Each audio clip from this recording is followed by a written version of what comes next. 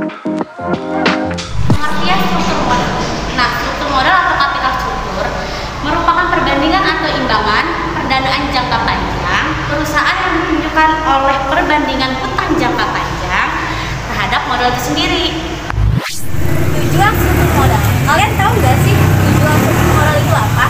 Nah, tujuannya itu untuk memadukan sumber-sumber dana yang ditunjukkan perusahaan untuk kebutuhan operasionalnya.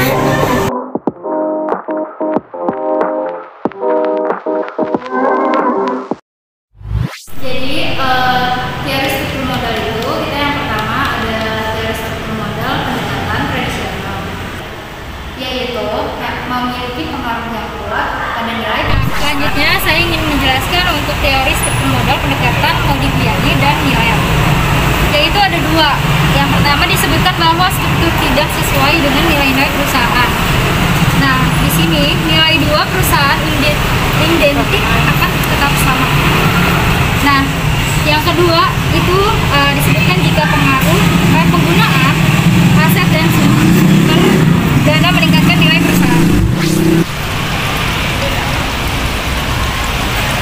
Jadi faktor yang mempengaruhi struktur modal itu yang pertama tingkat bunga, lalu aktiva dari kadar risiko, dan juga ada stabilitas ini, besar jumlah modal yang dibutuhkan, keadaan pengepasan modal, dan juga sifat manajemen.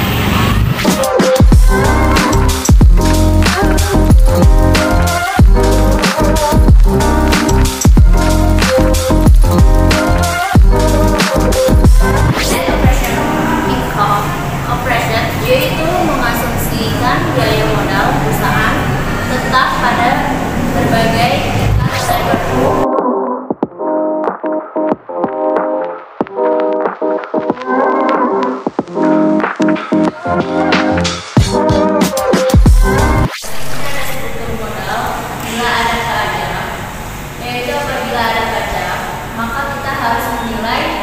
Kembali perubahan struktur modal yang tidak mempengaruhi nilai perusahaan karena pembayaran bunga atas hutang bisa dipakai untuk mengurangi pajak, sehingga akan menurunkan rata-rata ketimbang dari biaya modal setelah pajak.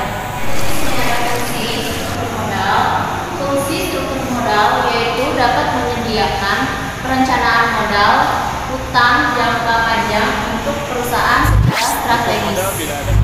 Di sini saya akan menjelaskan struktur modal apabila ada pajak. Jadi, struktur modal apabila ada pajak, kita harus menilai kembali struktur yang ada pada modal. Dikarenakan struktur modal ini tidak mempengaruhi nilai pada perusahaan, sehingga biaya yang dihasilkan atas hutang itu dapat mengurangi pajak. Dan modal pada perusahaan itu akan bisa dihitung kembali rata-rata tertimbangnya setelah dilakukan pajak. Nah, kalian tahu nggak sih bagaimana cara menghitung modal?